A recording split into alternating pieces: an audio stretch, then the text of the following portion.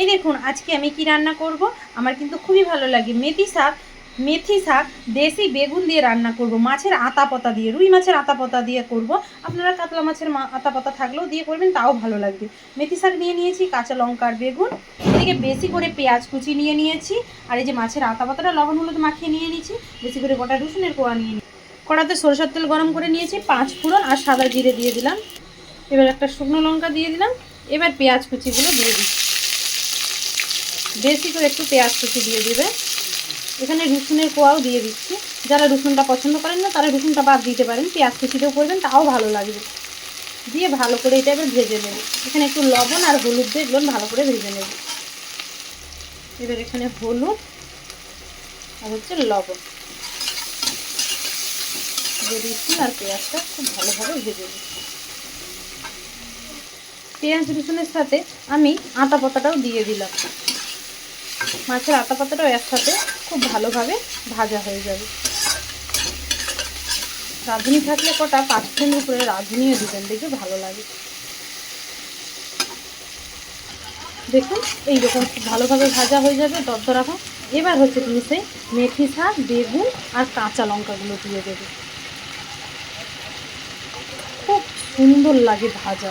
আর মেথি শাকের ঘ্রাণটাও না, আমার গন্ধটা, মেথি শাক এমনই একটা শাক যেটা দিয়ে খাবেন ভালো লাগে।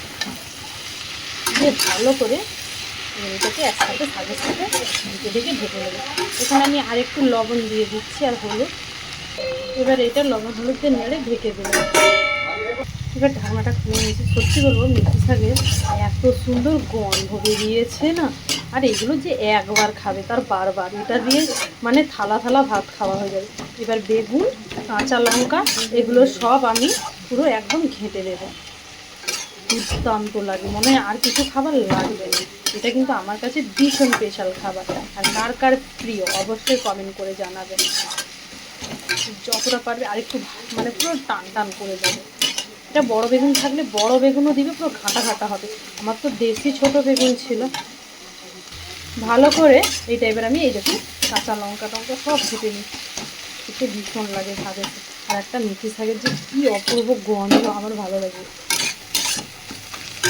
ভালো করে মেথি শাক জানি চুল ভালো চুলের থেকে তো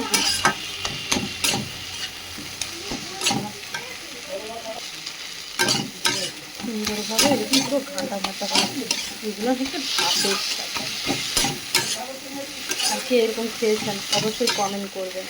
আর আমি যেসব রান্না দেখাই সব হেলদি আর টেস্টি, উপকারও হয় খেতে। আর মাছের আতা পাতা জানি চোখের জ্যোতিই করে। ব্যাস এবার না এটা দিয়েই ভাত খেয়ে নেবো। আর এত খিদা পেয়ে গেছে না রান্না বান্না করতে করতে। রেসিপিগুলো আপনাদের কাছে আস্তে আস্তে আসবে।